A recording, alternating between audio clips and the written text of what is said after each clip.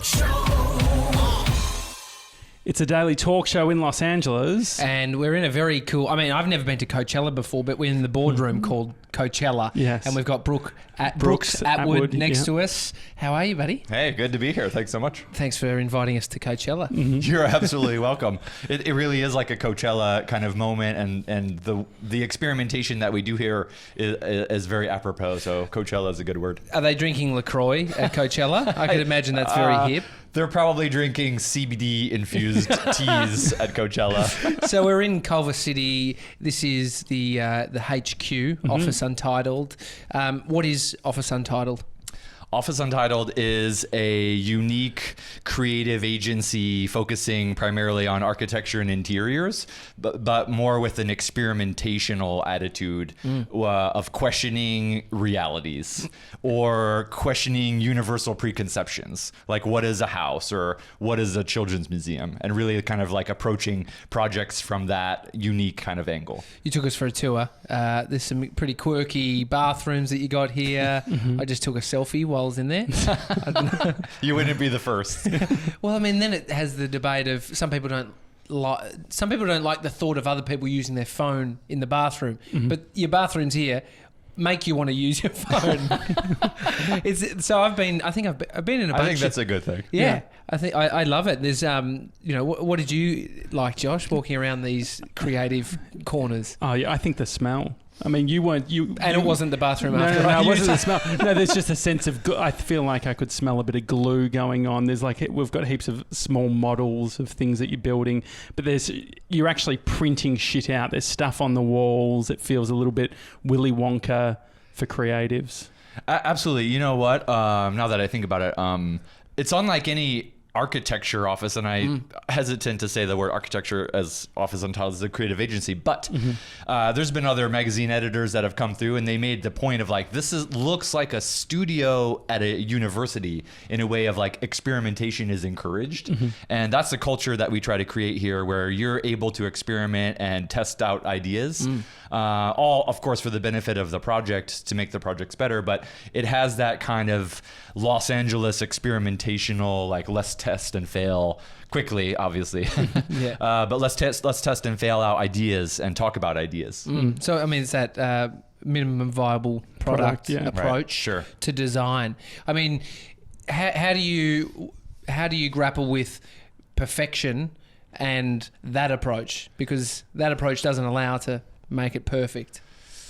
Well, what comes to mind is the disco ball. So there's a disco ball hanging, happens to be above my desk, but that's the skylight that gets the most natural light. So it's a win-win for me and the office and the disco ball. I think if you look at perfection in the disco balls are not perfect at all. In fact, it's incredibly difficult to make a sphere using tiny squares of mirrors, and they're not nicely glued on there. But from afar, it looks amazing, and the effects are extraordinary. Yeah. So what we actually strive for excellence on all the projects, and we have a culture of like technical abilities and know-how, and that's as equally as important as design, but so is experimentation. So most architecture practices or other practices are about like executing well and doing a high level of design, but I think what separates us out is this idea of experimentation up front and like this conceptual phase that we come in really heavy and strong at the beginning. So as you could sense when you walked around for the tour,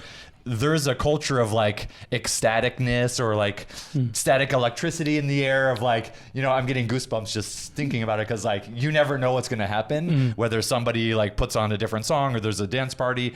But we also have like design review Thursdays, so there's an hour that we take out of our day of like, let's talk about something important about anything. It could be anything, and it's a free, safe space.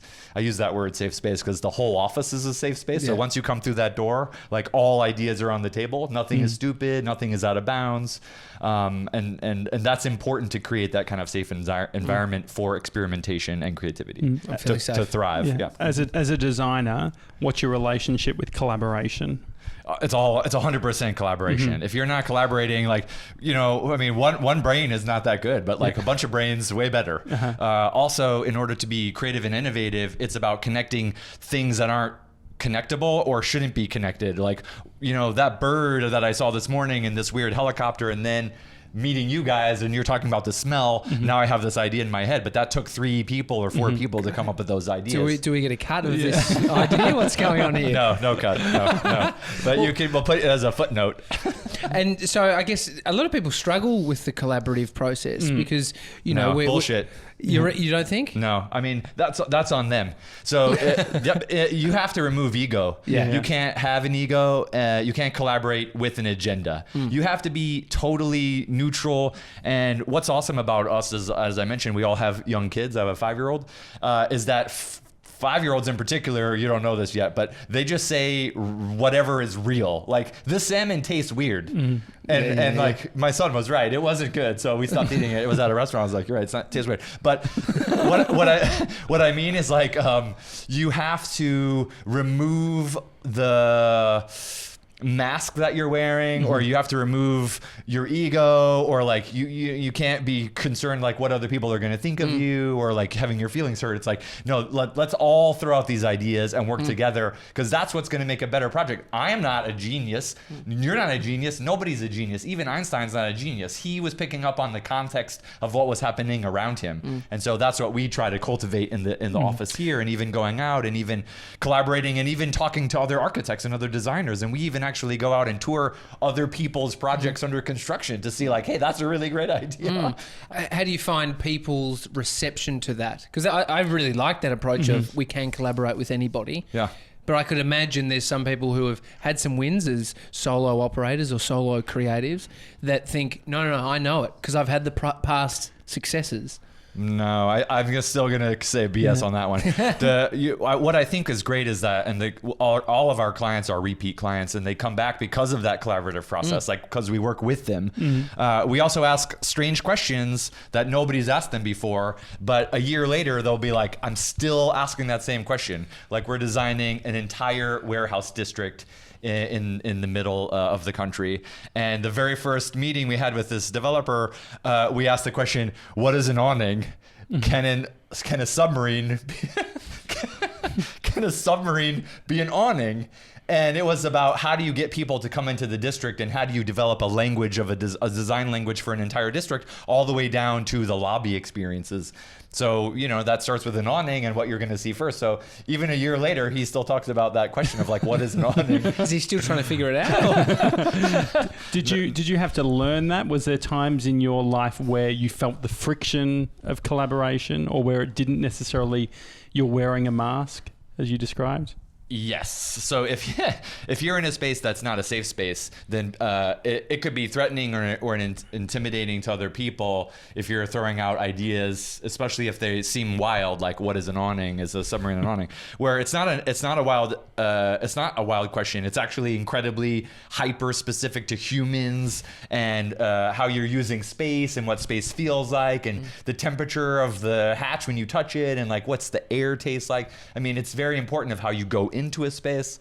So I think it's very important to ask those questions. The kind of training that I've tried to put myself through, in terms of like almost like a Buddhist regimen of like creativity, of like a religion, would be to remove what people think of me in order to be able to collaborate with our clients, or whoever we're working with, or even fabricators when we're doing custom furniture or whatever, right? So it's removing yourself, removing your ego, and that takes a lot of practice over time. But then also, if you surround yourself with the right people, they encourage that to happen. And that's what's great about working here in this office, OfficeUntitled, is that everybody's encouraged to think differently and be unique and creative, and everyone has equal input on all the projects. We're in LA right now. You haven't lived here for your whole life. You were in New York. Yeah, I mean, I'm just a kid from the Midwest. I was born in Kalamazoo, Michigan. How important is location to creativity? So New York is the great energy of New York. I feel creative there. Oh, yeah, wow. Yeah. So, 100% agree. Location has a huge impact on creativity, especially me. I tend to pick up on like the vibes and energies of the places that I'm in, and I use that to my advantage in terms of like creative outputs. New York is super creative in an electricity that's just palpable, that you can just walk down the street, bump into somebody and be like, oh, excuse me, hey, do you want to create something together? And they'll be like, okay, tonight let's meet and like make up a couch or design a new skyscraper. That actually happens all the time. And so there's this energy there that you just never shut off. Like you're just, everything you do, like I would crash my bike all the time and run into parked cars because I'm looking at something and I'm like, that's a great detail, and then crash, which is not good if you're pushing a stroller with a tiny baby in there, but the baby's safe. Nothing ever happened to the baby. So New York, is that, do you think, where you've had the most creativity? Or no, I think Los Angeles. Yeah, I'm super excited about that and like love to be here. I've been here 3 years now. I was a little bit nervous moving here because it's like vastly different than anything on earth, and like just being from the Midwest, Los Angeles seems like a foreign planet. I had never been here before, so it's a little bit weird. There's cactuses and they bloom all year, and it seems like a fairyland of like Willy Wonka. But the creativity and the like what people are doing here is fascinating, and the mindset of experimentation and failure and testing and inventiveness is so palpable that doesn't happen in New York. In New York, it's like creative energy and people are doing things, but in LA, it's like there are no rules. Design-wise, like you can do anything you want as long as you have this like great narrative and you're testing and experimenting with things. Yeah. But there aren't any like rules about color or pattern or space or what the temperature is supposed to be like when you lick the door handle, or like there's no rules at all. It's like if you want to go and make that thing, go and make it. Like there's makers and fabricators all over the place here. You just have to figure out where they are. Yeah. Because they're hiding. I heard you use the phrase "licking the details." What does that mean, and what are some examples of where you're licking the details that other people might completely ignore? Well, I don't lick random things, but I think it's important to have like be engaged with the tactile experience of the spaces that you're creating. If you're making, especially if you're making immersive environments, like you need to know what the temperature is, you need to know how the marble feels and what kind of marble is it? Is it silky? Is it rough? Is it smooth? Is it oiled? Like when you, especially if you're going to set your cell phone down on like a marble surface, what does it sound like when the marble comes in contact with your, iPhone, right? So it's important to me to touch everything before it's made, like in a hotel, right? If you're making the side tables or the amenity table or the bed, like how squishy is the mattress? So I'm going to go and jump on the mattress and I'm going to sit on it and sleep on it and jump on it with my son and be like, hey, do you like this mattress? And he'll be like, no. Because he's going to say it straight up. And so I did lick the marble and I did lick the wallpaper for this hotel in Portland. But, it pays off when you lick the details. The hotel was shortlisted on Time Magazine's greatest 100 places to go this year. Wow. And it won Most Innovative Hotel of the Year. So, I feel like because I care so deeply about the experiences that people have when they're in the rooms and when they're in the hotel, that I also feel like it's important that I need to be fully engaged in all the materials and the choices and how it feels as if I was also staying in the room. So, yeah. So you got someone who walks into a hotel room, say for instance, the one that won the award. I mean, I would call him a gronk. As a gronk, I'd walk in and I wouldn't really understand anything. I'd just be experiencing, right? So I put my phone down, I'm like, whatevs. But I know that there's something going on where I would probably be disrupted if I felt a certain way. Are you is that your job? Is what you see your job is to identify the stuff people don't consciously pick up on and then fine tuning that? Absolutely, yeah. I think a lot of it has to do with like unconsciousness of how people are going to feel when they're inside the space. Should there be no friction, or is friction an important part of design? I guess it depends on what you mean by friction, especially in hotels. The friction might be a bad word of like that there's problems when a person comes into the hotel before they get to the guest room of like that's causing friction. So in that regard, you don't want any friction. But I I would want you to set your phone down, or like, for example, like I put leather on this bottom of this table, and you would never know that unless you like put your foot on it, which you might. So then you'll be like, oh wow, that feels good on my foot. And then you look at it and you're like, that's not black leather, it's like navy blue textured leather. It's very weird, right? So it's like these little secret details. Yeah. Even the base of the lamp looks like pink concrete, but it's actually stained pink wood because it's more natural. And so there's this, in this particular hotel, the aesthetic was feminine Pacific Northwest, and that doesn't exist. That style doesn't exist. I had to make that up. And so I think the idea of like, how do you invent a style, and how do you allow somebody to go into the room? They don't care what the style is. They just want to feel at home, and they want to feel comfortable walking around in their bare feet and jumping on the bed. I mean, it's such attention to detail. And then there's a bunch of designers, architects that aren't doing that. Is it like they don't even care, or what's the opposite approach to this?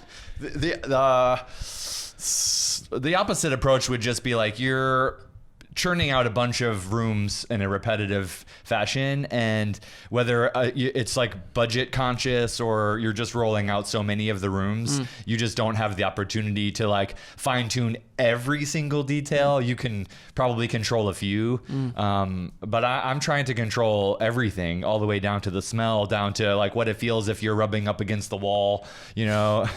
I love it. Yeah. Or if your head is touching the headboard, like, you know, people are loving the headboard in this particular hotel. It's really cool. But also just the lights, we custom designed all the lights. The tiles are custom designed, like everything. What do you think quality and premium mean? Well, that's a good question. Like, I think luxury doesn't need to be expensive. Like, a gold toilet doesn't necessarily mean luxury. I would rather put the bathtub in the middle of the room and let you like have a bath and watch the sunset at the same time. To me, that's more luxurious than a gold bathtub. And so, because that's what and I'm trying to be like PG, because like I would say like it's way better to have sex in your bathtub watching the sunset than just stuck in the bathroom. Like, why am I in a small, tiny ass room taking a bath, right? I should see something. I should experiment the world in a better way while I'm taking a bath. And so what about like from a user experience point of view? Sometimes like I'll go to an amazing hotel with my girlfriend, but then the bathroom is very open, and so before you know it, you're having to take a dump in that same area where you want to have this sort of intimate experience. How much are you thinking about that user experience? 100% thinking of exactly that thing. Yeah, absolutely. You know, you have to consider all those scenarios, and like, I guess like I would live them like mentally, you know, like I would put up a bunch of chairs and like tape off a space in the office and see like, is this close enough to sit next to somebody, or does this create an intimate scenario? So I would reenact it in real life, you know, like as a mock-up to be like, how does this play out, right? And where do hotel rooms go wrong, do you think? What's like the obvious thing when you walk into a hotel room that just gives you the shits? No pun intended. Light switches, lighting, outlet locations. Like if somebody's like looking for an outlet, that's a problem. What's the deal with, I don't know if it's just the US, but sometimes like the light switch is actually for a lamp, and then there's a fucking master light, and so then you can turn the master light off, but keep all that sort of stuff. Yeah, I mean that's there's like different like code things of like what kind of lights you have to have on and stuff like that.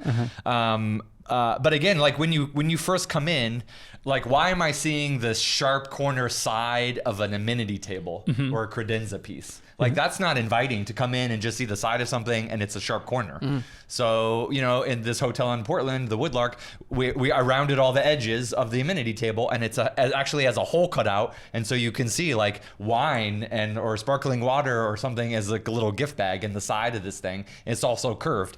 I was also raised by the totally insane father who we made wooden sailboats, and like everything is curved wood, and we actually had to build all this stuff. And so like all this kind of strange like sailboat making stuff and like weird construction projects that my dad would make me do just is influencing me and on all the projects, and grew up racing sailboats. So I can't get that out of my head. So it actually has a kind of a nautical theme to it. If now that I told you that secret, because I haven't admitted that in different interviews, but like if you look at the hotel now and think like nautical, it's a boat. You've built a big boat hotel. You've mentioned your son quite a few times, and it's almost like that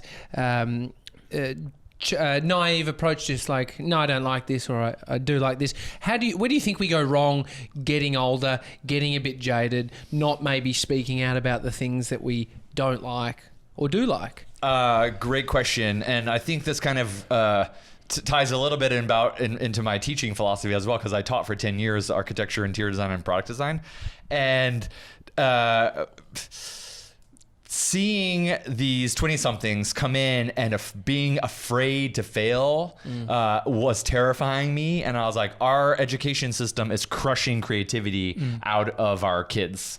And so I would actually bring he was 2, I would bring him into class and let them see him and let him see them. And not that I was trying to scare the crap out of my students, although I was, but I would do it in a way where I was with them, like I was one of them. So I was 100% honest with them. I would bail them out of jail if they got arrested. I would give them my cell phone on the first day of class. Call me anytime, text me 24/7. I will text you right back. And so for me to be on the level of like, I'm 100% committed if you are, I will give you 100% of me if you do, right? So a lot of that, and a lot of the initial couple weeks of class is a lot of frustration from the students, because nobody ever spoke to them that way or swore in class. They never seen a professor jump on the table and start dancing and screaming.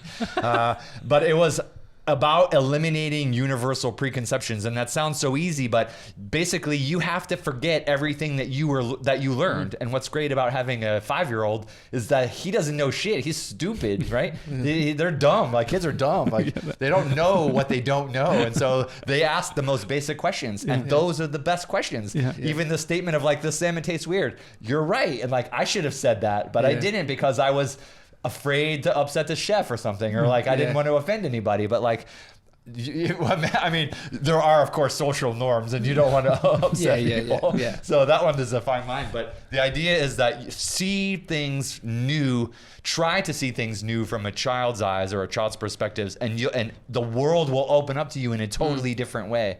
So then, what do you think about schooling and classrooms in general, as a way to try and unlock those types of things?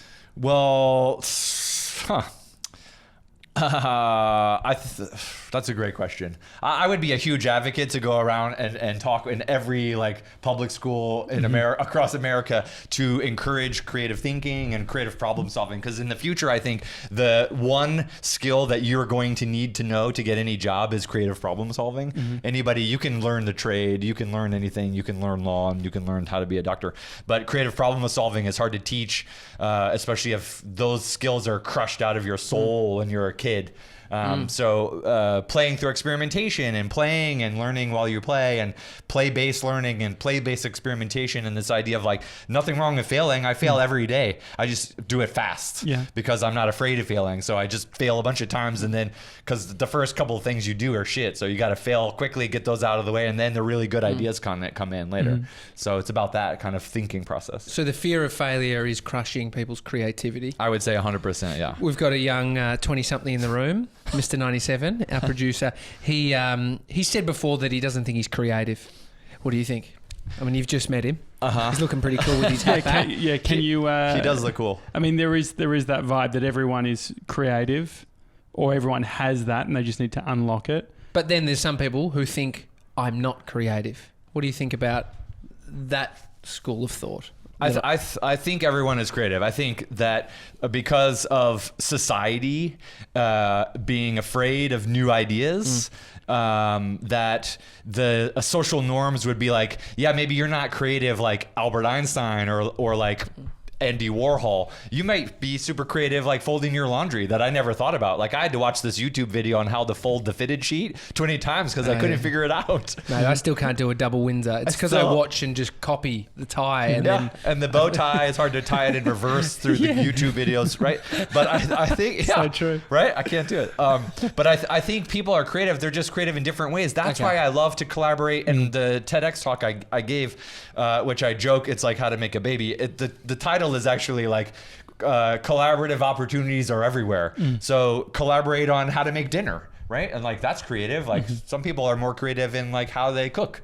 That's creativity. You know, it's not. It doesn't have to be for design or for one thing or to invent something.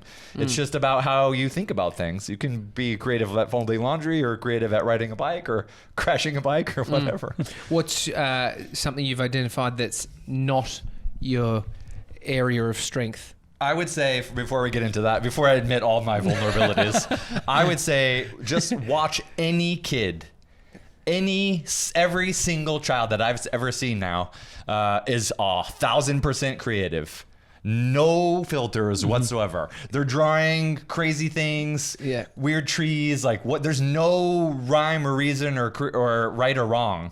That's a creative. And for what that shows me is that there's an innate thing in human beings that they are 100% creative people, or humans. Humans are 100% creative entities. And so what happens to you then society and culture must crush that out if you think that you're not creative later in life, because that's BS. I mean, I get a whole bunch of paintings. I got a rock from my son with splash paint on it. Genius. I mean, he's a genius, obviously. It's genius, to be honest. But I think you're someone who really knows your strengths. And to know your strengths, you also have to know where you don't shine. Yep. How do you identify the areas where you don't shine? Well, I wasn't prepared for that question. So I would say, like, I will admit it here for the first time ever on any interviews ever, but I feel very vulnerable a lot. Like I'll put myself out there as far out into the nether region as possible, and then like tether back into reality. So I'll try to push the boundaries with what I'm working on and the clients as far out as I can go, sensing that they get uncomfortable, and that's a really exciting space to be in. And then we can tailor it back. You can't start small and then later try to switch it and say, hey, what about this option? Then you can't go backwards. So you have to start far out. And then it makes me, I'm vulnerable in that state, and I feel vulnerable 100% of the time.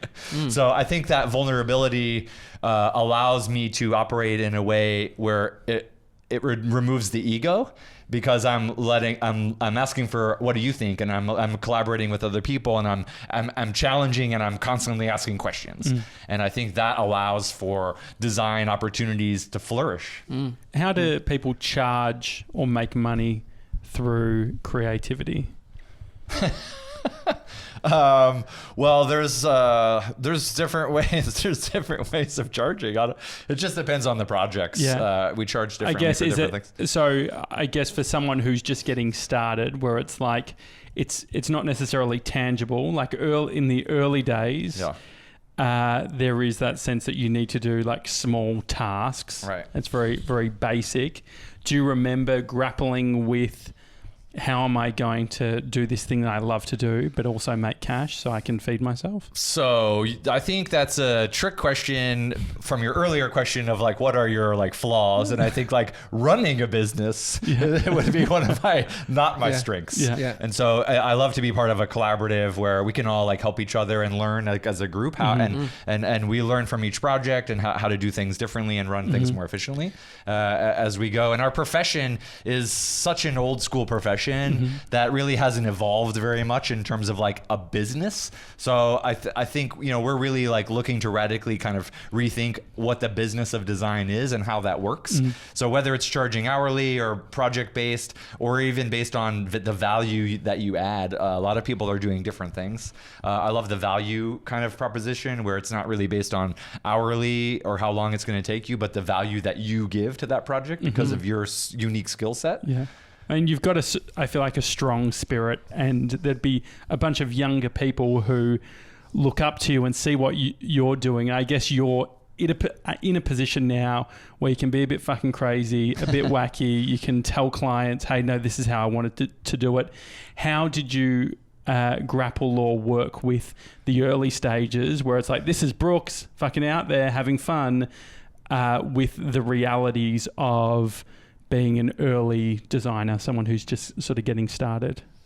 Well, I think it's important, and especially for me, to try to like experiment and do things even if I know they're going to fail. Yeah. Like I remember my mom giving me all this advice and saying like, don't do that. And I would be like, thanks, Mom. I hear you. I have to do it anyways. I know it's going to fail, but I just need to feel what it feels like for it to fail. Yeah. And so like, I trust you and I know you're right, but you got to let me do it anyways. Even if I break my arm, I'm still going to jump out of the tree. You learn the hard way. I gotta learn that. But being part of a collective and a place like Office Untitled with so many talented people, we're all able to do it together, and that allows for the safety of like great ideas and great business strategies and practice and like thinking of projects holistically. That's what's allowed us to grow so fast, because we're only like 5-6 years old at this point, and we've grown so fast, and the scale of the projects that we're working on are so radically huge at this point that doesn't normally happen until like you're in your 80s to be able to be working on projects of this size and magnitude. And it's so exciting, but I think that's because the talent and the collectiveness and the direction that the principals are going with the firm, it's just so powerful. Where do you like to spend most of your time in the creative process? I mean, I like to interject at all different stages of the projects. Obviously, like the conceptual phase at the very beginning, like brainstorming is super exciting for me. But I also like to see like how that gets physically translated into real things and made. And so because that's also very difficult and also very fun and also very creative. But my background is also super technical, and my dad's an engineer, my brother's an engineer. And so there is this love of figuring stuff out also. So those are also exciting. So it's all exciting for me. I love the fast-paced nature, but also like you also need to stop, take a breath, and like think on things for a second. And that's important to kind of just like build that into the design process, where you just like, nope, I'm going to just like let this percolate for a second. Yeah. What are you obsessed about at the moment? Oh, what am I obsessed about?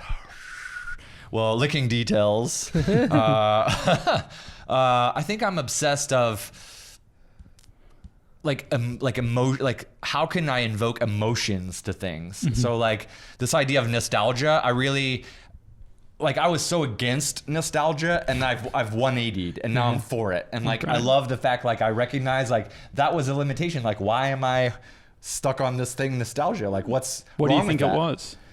Well, I thought to my own, my own detriment, I was like, I thought nostalgia would hold me back creatively or in a way to innovate, because that was because you're looking like back. I was stuck. I was looking back, and like somehow the past was holding me back. Yeah. And I don't live with regrets. Like I don't have any regrets, because I also think that if you have a regret, then you're closing something, and I want to be open to things, even if it's a repeat.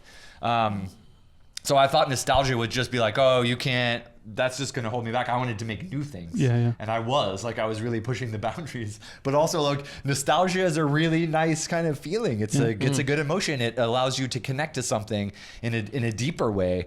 And I think those deep connections are super important when you're making spaces, and that idea of how people will feel in those spaces. What are you nostalgic about?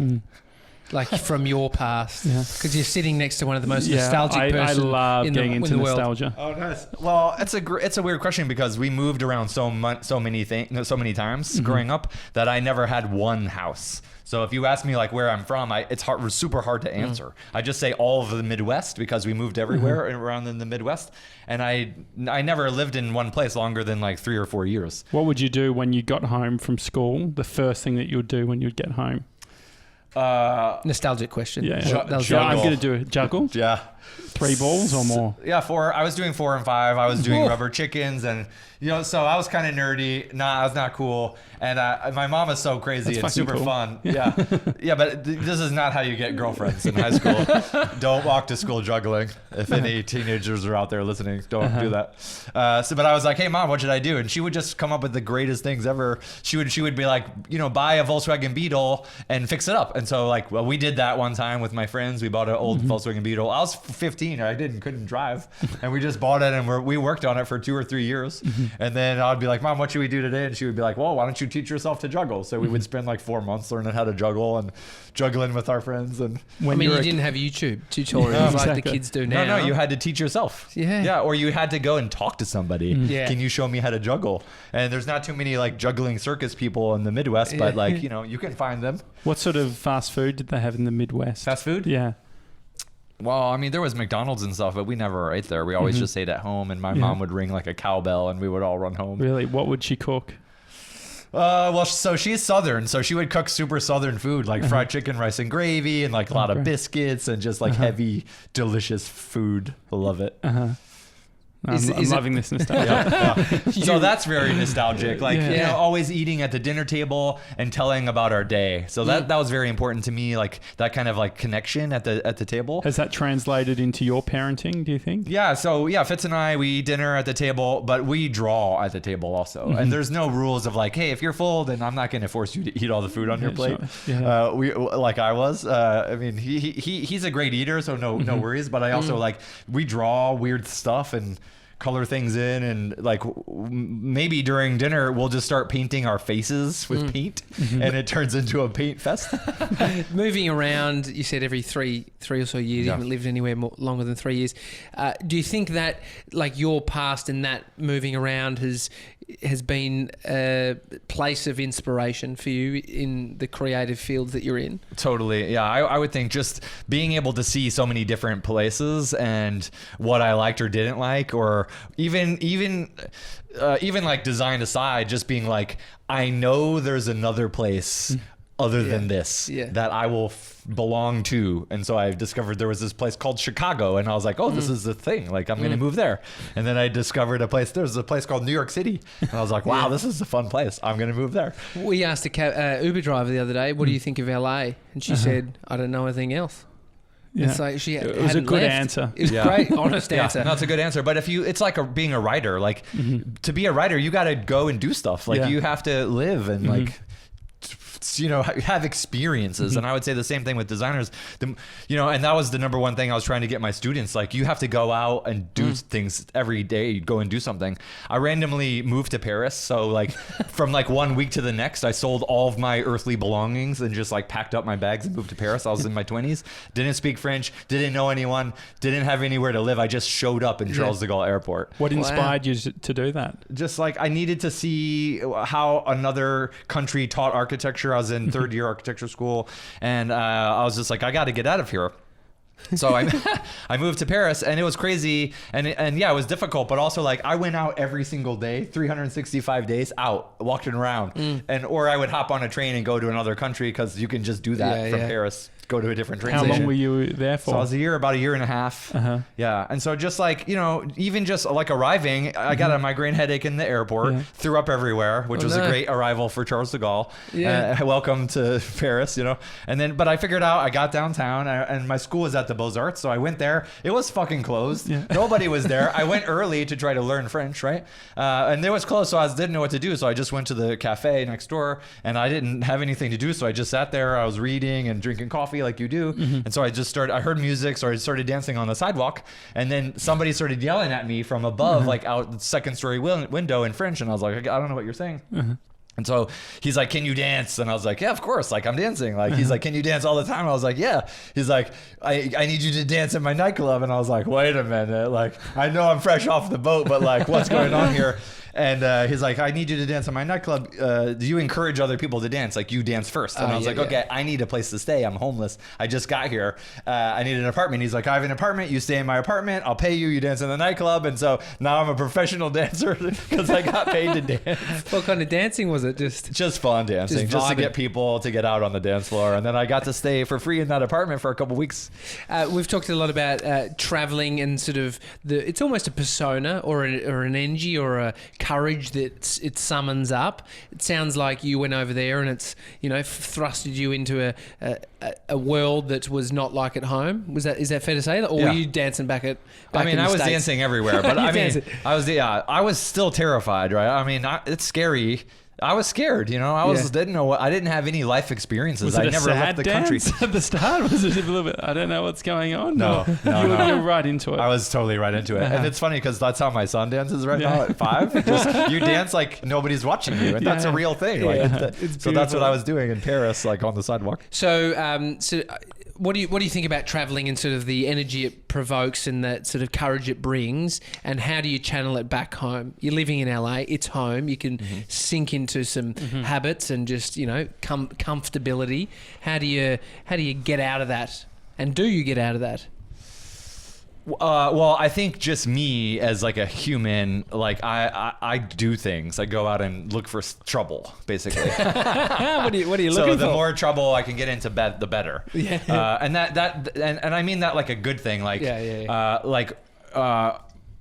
this idea of like rebels, right, and rebel thinking, but rebels have this kind of bad connotation, like they're like messing up things. But I believe that if you look at it from a different perspective, they're just challenging the norms, and they maybe they do it in a way that has a negative connotation. But if you think of rebel thinking in terms of design and experimentation, it's incredibly insightful how to approach design, because you have to be a super expert with tons of training to be a rebel, but then totally disregard all of your experience and training, and to approach things with totally like kid eyes, and then you'll come up with a new idea.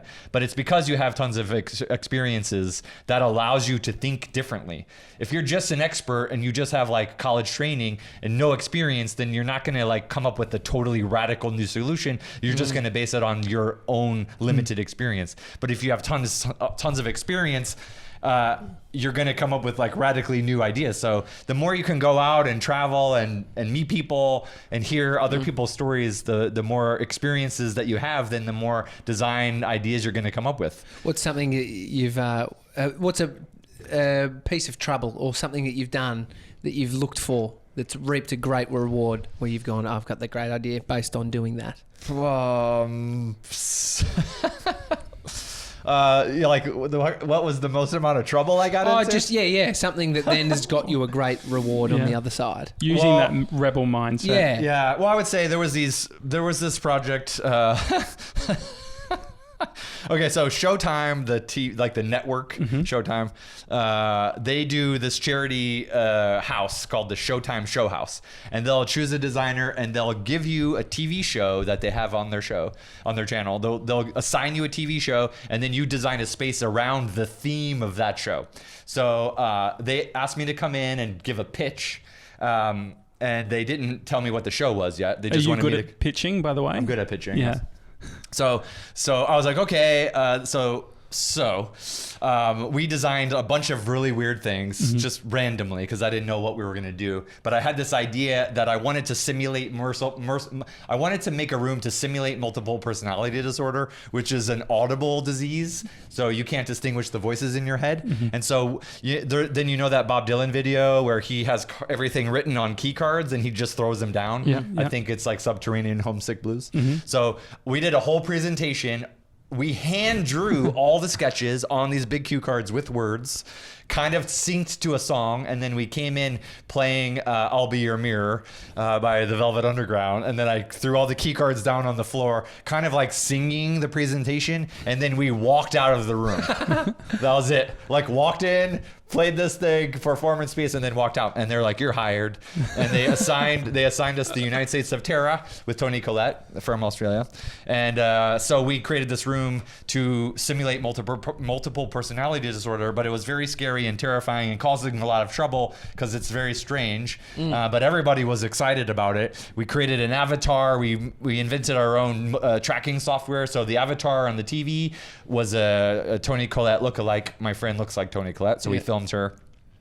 They actually gave us Toni Collette. They said, you can use her, but she was filming somewhere in Australia, so we couldn't use her. I was once driving down the street and I looked over, it's Toni Collette. Yeah. Beach Road in Melbourne. Good story. She's amazing. Yeah, I love her. I ended up meeting her later, but separate story. But so there's an avatar on the TV will follow you around facial recognition software. We created at that time the world's longest free-spanning CNC wood structures with puzzle joints. So I think it was 35 feet at that time, which was the longest free span with no hardware. wire. It was just self-joint like a puzzle. And then we painted it chroma key blue, which is what they use in films to green screen people. It's blue paint, actually. And then everyone had wireless headphones, and I collaborated with my friend Daniel Perlin, an amazing sound designer and immersive environment designer. And so he created all these weird noises in your head. So you're wearing wireless headphones. Everyone in the room was isolated because everyone had headphones, and everyone had different sounds in their ears. So, and then you were in this weird room with this woman following you around on TV. So that's what it feels like to have multiple personality disorder. And it caused a lot of trouble, but it was the favorite room of the event. So that's great. They loved it so much that they asked us to do the roof, which was just a bar. And so what was beautiful about the wireless headphones is if you kept them on and you went upstairs, it changed to a silent dance party. And so it was dance music. So everybody was dancing upstairs.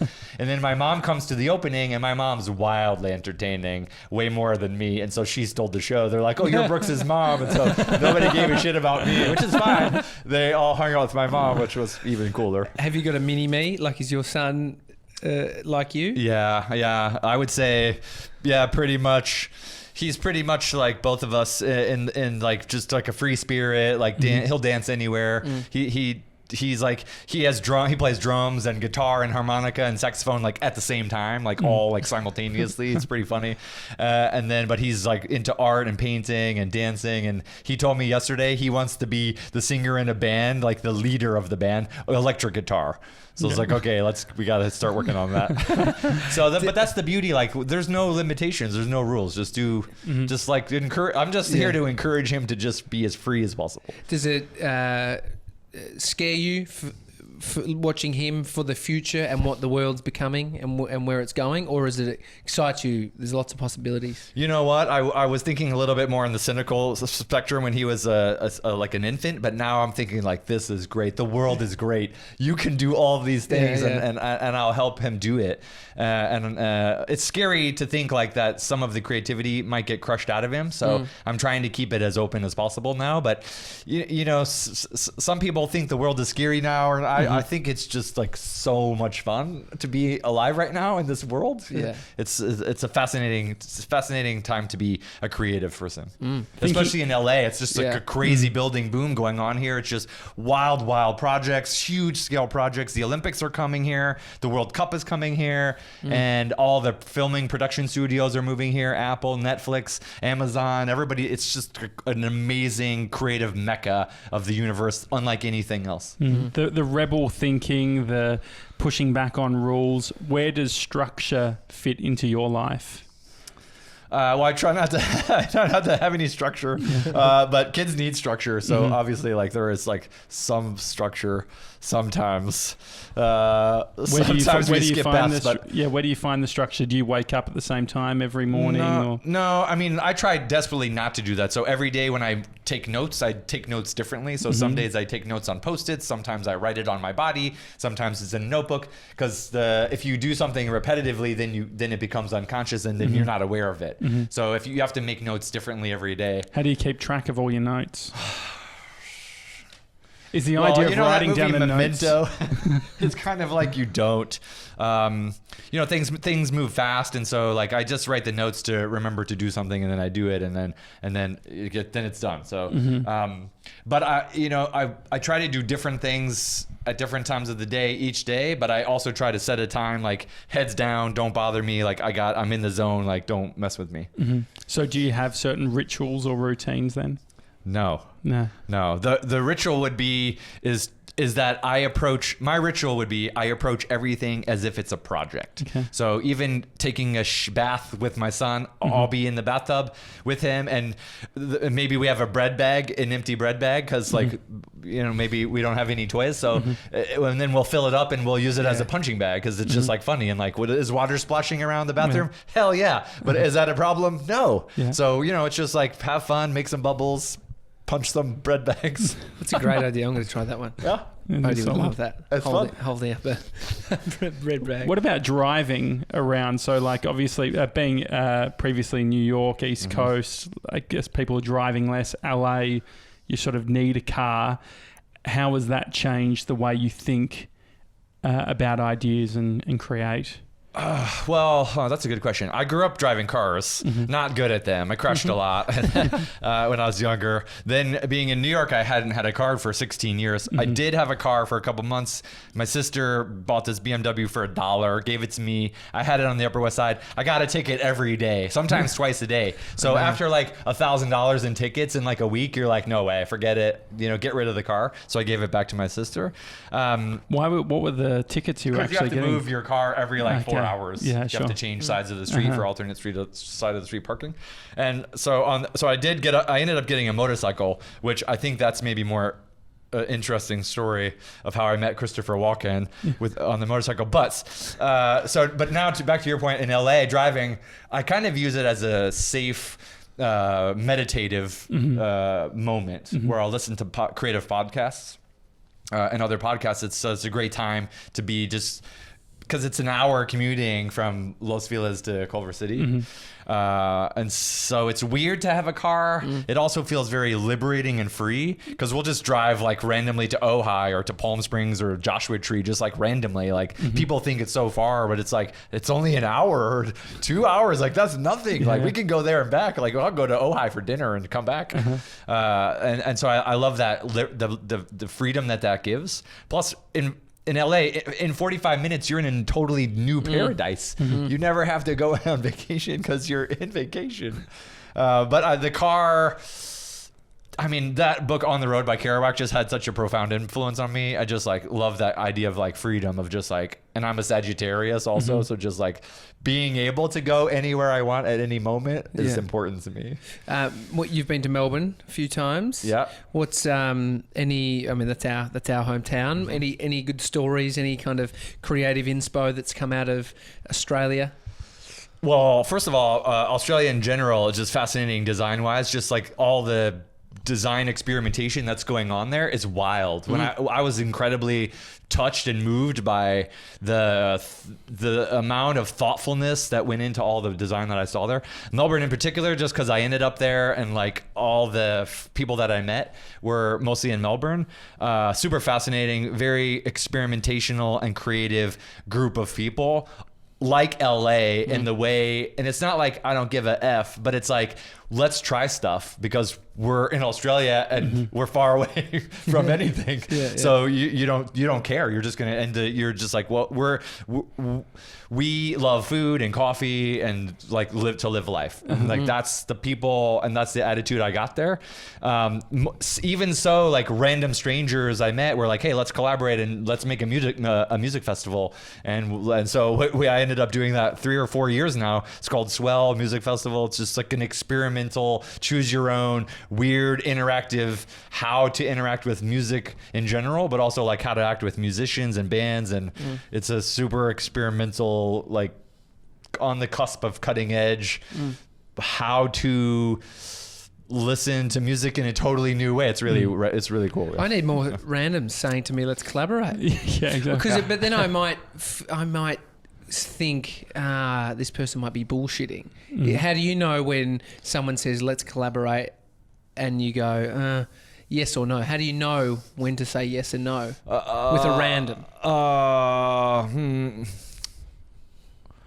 So like I'm not totally into astrology, but I just had my star chart read I don't know anything of what it means, but what I'm getting from it was like all of my signs are heading towards all being Sagittarius. With some, I think my moon is in Pisces. So what I was told is that I pick up on the energies of the people that are around me. And so I feel like when somebody's like, hey, do you want to collaborate? I can tell right away if they mean it or if they don't mean it. And plus, like, if you have a second meeting or a third meeting, then you'll know right away. So like, say you want to collaborate and then like just have a follow-up meeting and then you'll know how serious people are. But I think people already have a sense from me of like, I'll do it. Like I'll do anything once.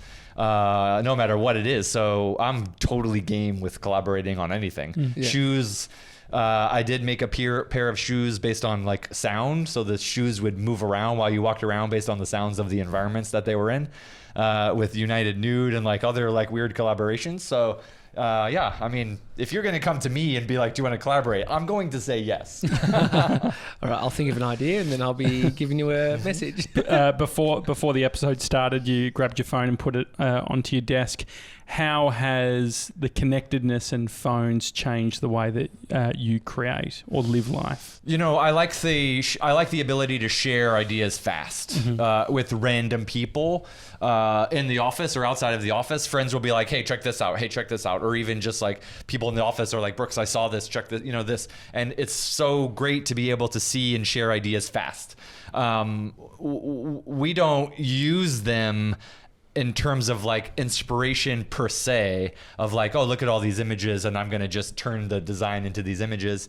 We'll use like emotions and feelings and ideas that we get from the images. But then, we have discussions about them and we kind of like iterate from there. But it's a great starting point and a way to share ideas quickly, which didn't happen before. And even clients, and this is a really unique way of operating, of like clients are texting us like, gone are the days that you spend 3 months putting a huge presentation together and the presentation is like 6 hours long. It's like, no, we're presenting every 2 weeks, intermediate, quick, fast, so we can do things much faster and much quicker. And so when clients are sending you Instagram images through direct messaging in Instagram, it's just a faster way of communicating. And I think it moves and pushes the boundaries faster and further, quicker. It's intense. Everything becomes more intense that way.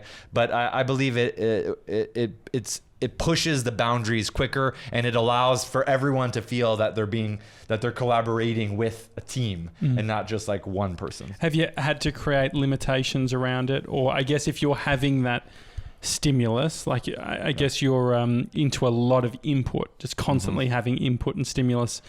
If you've got a noisy client who might not necessarily be providing the best inputs, can you just sort of self-filter that in real time, or do you have mechanisms to control your inputs? I mean, that's a good question. I think just give it to me and I'll filter it. I think all input is good input. This idea of like a win-lose scenario, right? That's what people talk about, win-lose. I haven't found a scenario where the lose scenario cannot be flipped to a win. So in any given moment, I'm going to try to take the win-lose and make it a win-win. Everyone benefits this way. So if you just go around with your life in your life now and like your everyday, like just think, oh, this is a win-lose, like just flip the lose and then it's a win-win. And then everyone is so much happier that way. How do you find out if you're in the middle of a pitch or you're speaking to clients? How do you identify when it is that win-lose, and how would you adjust?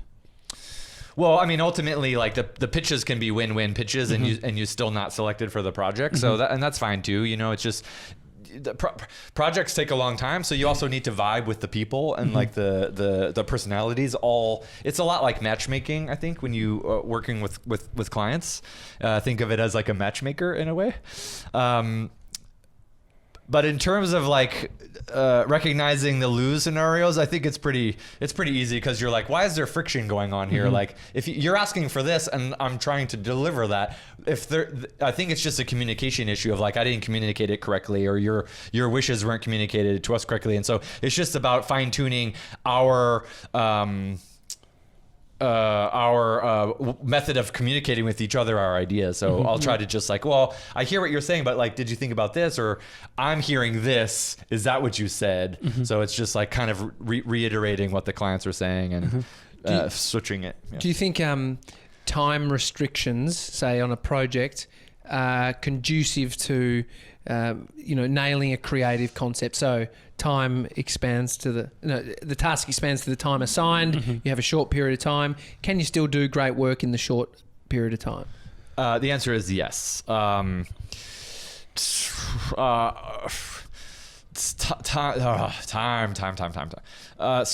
sometimes the more time is not good.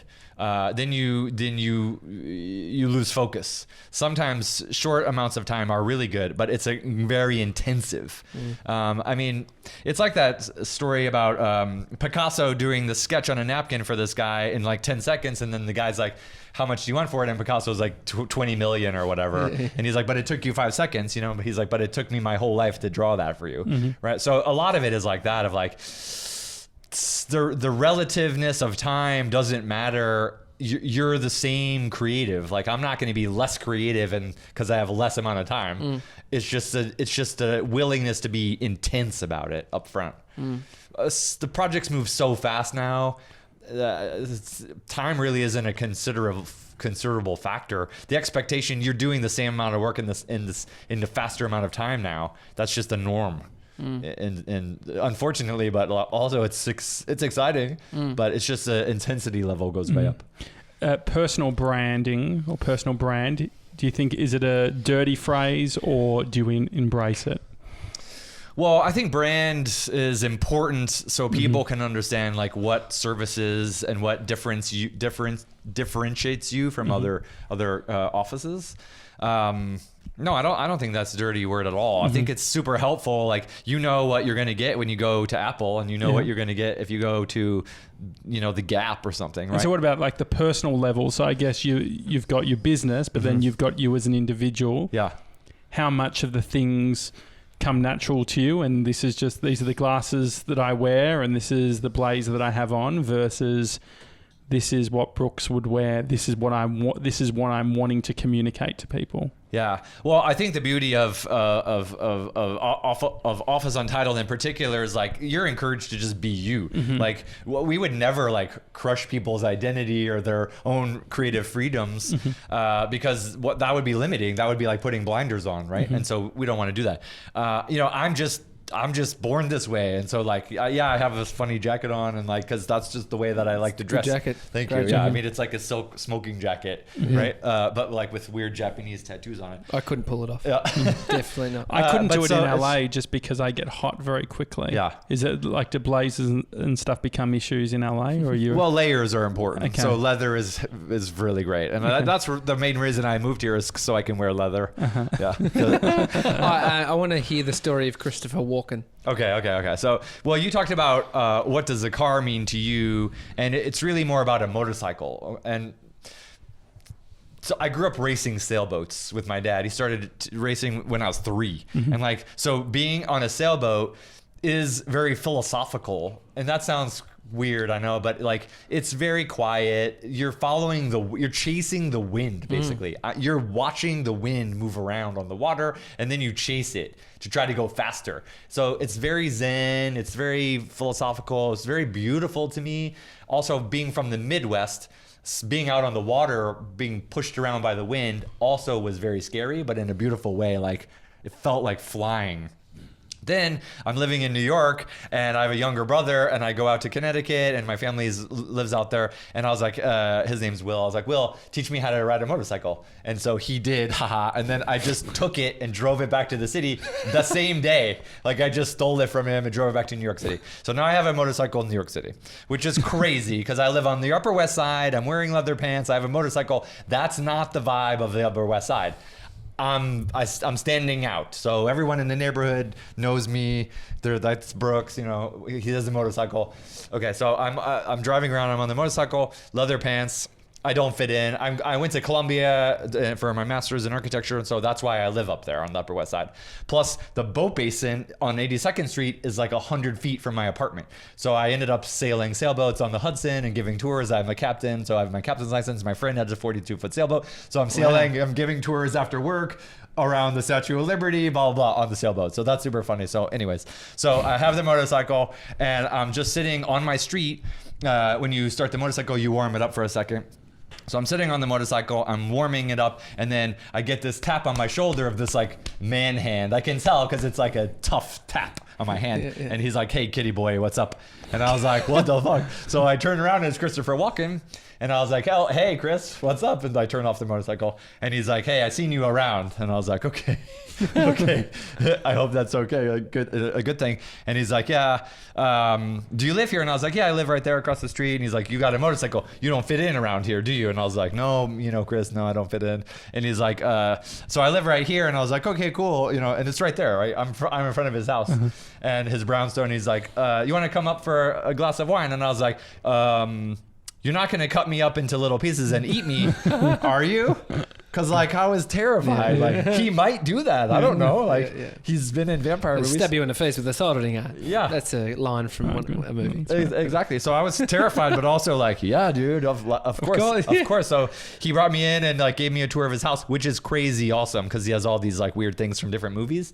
So it's, like, definitely a place to cut people up and eat them. Like, that's the place to do it. Yeah. And maybe you wouldn't think a famous guy is going to do that. Yeah. No, I know. No, he wouldn't do that, Christopher Walken. But so he's giving me this tour, and then his wig maker lives next door. So, and they're like conjoined, the brownstones. And he's like, oh, come over to check it out. And I was like, this is weird because now I'm having Silence of the Lambs flashback because it looks like if you've never seen somebody make wigs, they make them with real human hair, and it's like a loom. Oh, no. And it looks like they're going to cut you up and to eat you and then put you on the loom and make a wig out of you. So I was like even more terrified.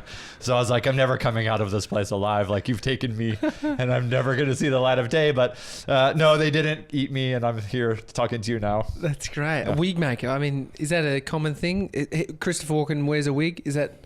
I don't know. I mean, I can't answer that. Yeah. It was just a wig maker. I can't answer one way. It was all a bit weird. Yeah. I don't know. It's very cool. You're talking about podcasts that you listen to. What are some that you enjoy? So right now I'm listening to Dolly Parton's America. Mm-hmm. It's amazing.